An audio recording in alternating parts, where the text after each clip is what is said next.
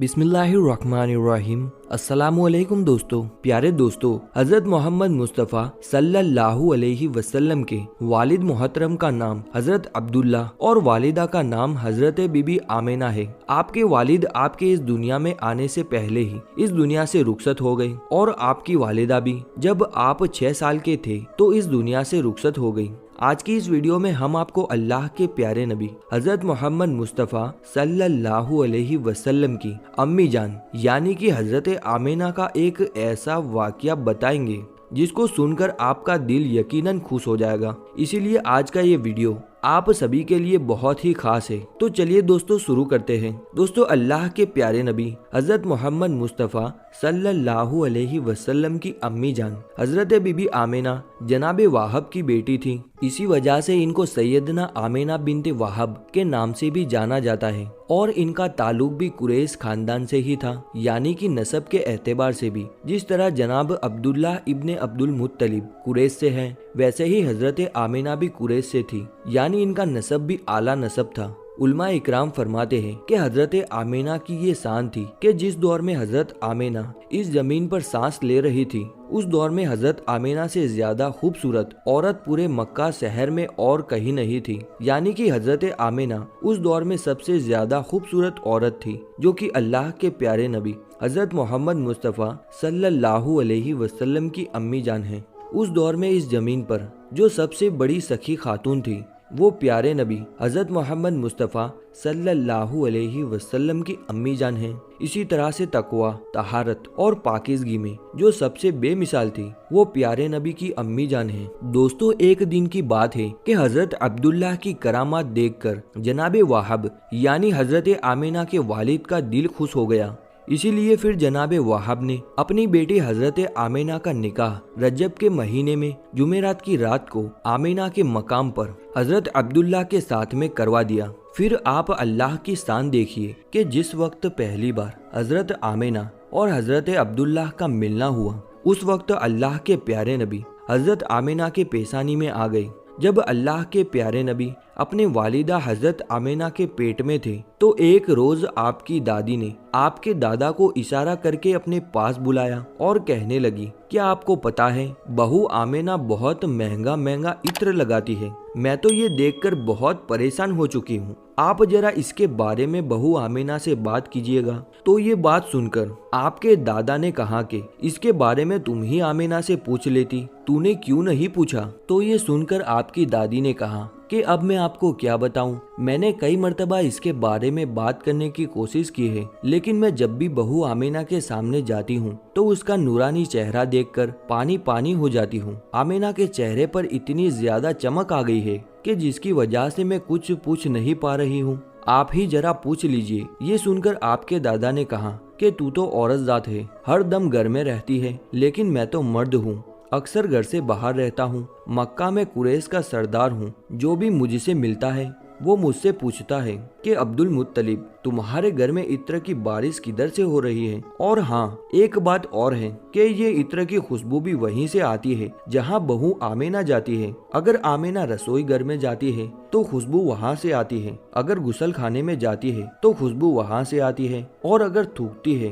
तो खुशबू वहाँ से आती है। और ये कोई मामूली इत्र भी नहीं है, ये कोई इराक या फलस्तीन का भी इत्र नहीं है, ये तो कोई खास ही इत्र है। खैर, आपके दादा ने हिम्मत करके बहू आमिना को अपने पास बुलाया और कहने लगे, बेटी आमिना, तुझे पता है कि मैं कुरैश का सरदार हूँ, खाना काबा का मुतवल्ली हूँ, इज्जत वाला हूँ। मैं जहाँ भी जाता हूँ लोग मुझसे ये पूछते हैं कि ए अब्दुल मुत्तलिब, तुम्हारे घर में ये इत्र की खुशबू कहाँ से आ रही है। बेटी एक बात बताओ, मैं तो इत्र नहीं लगाता, तुम्हारी माँ भी इत्र नहीं लगाती, फिर तू ये इत्र कहाँ से लाती है। तो ये सुनकर प्यारे नबी की अम्मी जान हजरत आमिना के आंखों में आंसू आ गए और कहने लगी, अब्बा जान, अब मैं आपको क्या बताऊं, मैंने अपनी सारी जिंदगी में कभी भी कोई इत्र नहीं लगाया है, मुझे अच्छे और बुरे इत्र की पहचान भी नहीं है, मैंने आज तक किसी भी इत्र वाले की दुकान भी नहीं देखी है। लेकिन अब्बा जान, मैं आपको एक बात बताऊं। उसके बाद बीबी आमिना ने अपने पेट पर हाथ रखकर फरमाया, अब्बा जान, ये सब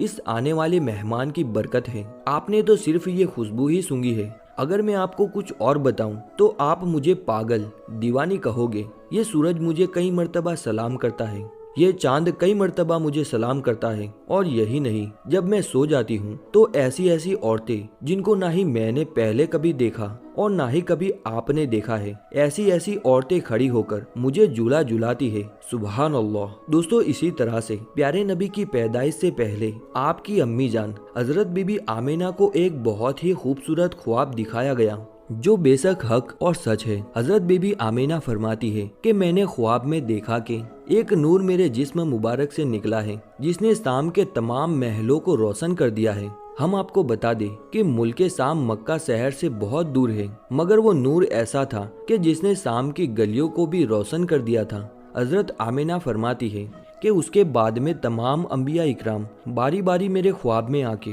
मुझे खुशखबरी सुना रहे थे और मुझे मुबारकबाद पेश कर रहे हैं और कह रहे हैं कि मुबारक हो, आप आखिरी पैगंबर, आखिरी नबी की माँ बनी है। हजरत हव्वा, हजरत मरियम खुशी में झूम रही है। इब्ने मरियम ईसा अलैहिस्सलाम ने ख्वाब में आकर बसारत दी है कि हजरत इब्राहिम अलैहिस्सलाम की दुआ आज कबूल हो गई है। तमाम नबियों के सरदार, बुराइयों को खत्म करने वाले नबी, मोहब्बत बांटने वाले नबी आज दुनिया में तशरीफ ला रहे हैं। प्यारे दोस्तों, नबी की अम्मी जान हजरत आमिना फरमाती है कि जब मोहम्मद सल्लल्लाहु अलैहि वसल्लम पैदा हुए तो मैंने देखा कि एक बहुत बड़ा बादल मेरे ऊपर आ गया है, जिसमें रोशनी की चमक थी, परिंदों की आवाजें और इंसानों की बोलियां भी सुनाई दे रही थी। फिर मैंने सुना कि एक ऐलान करने वाला ऐलान कर रहा था और कह रहा था कि मोहम्मद को मशरिक से लेकर मगरिब तक घुमाओ फिराओ, समुद्रों की सैर कराओ, ताकि तमाम कायनात को हमारे प्यारे नबी का नाम, इनका हुलिया मुबारक और इनकी खूबियां मालूम हो जाए, और मेरे प्यारे नबी को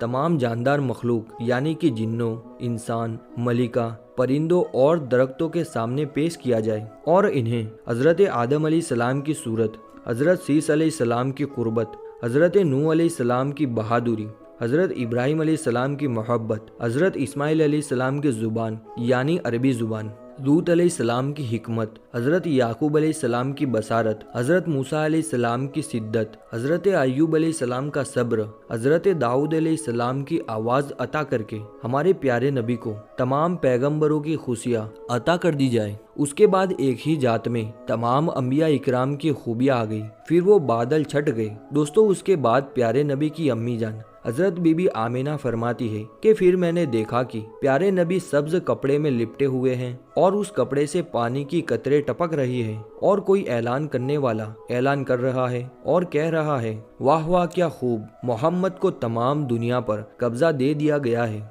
इस कायनात की कोई भी ऐसी चीज बाकी नहीं रही है जो इनके कब्जे में और इनकी हुकूमत में ना हो। दोस्तों, उसके बाद प्यारे नबी की अम्मी जान हजरत आमिना फरमाती है कि उसके बाद मैंने प्यारे मोहम्मद के मुबारक चेहरे अनवर को देखा तो वो चौंदवी के चांद की तरह चमक रहा था। बदन से पाकीज़ा मुस्क की खुशबू आ रही थी। उसके बाद 3 अफराद उनके पास आए। एक के हाथ में चांदी का बर्तन था, दूसरे के हाथ में सोने का थाल था और तीसरे के हाथ में एक चमकदार अंगूठी थी। फिर उस अंगूठी को 7 मर्तबा धोया गया। उसके बाद प्यारे मोहम्मद के दोनों कंधों के बीच में मोहर नबूवत लगा दी गई, जिस पर लिखा हुआ था, यही है अल्लाह के आखिरी और प्यारे नबी। हजरत आमिना फरमाती है कि उसके बाद प्यारे मोहम्मद को रेशमी कपड़े से लपेटकर उठाया गया और एक लम्हे के बाद में मेरे सुपुर्द कर दिया। मैंने फौरन ही अपने जिगर गोसे को अपने सीने से लगा लिया। सुभान अल्लाह।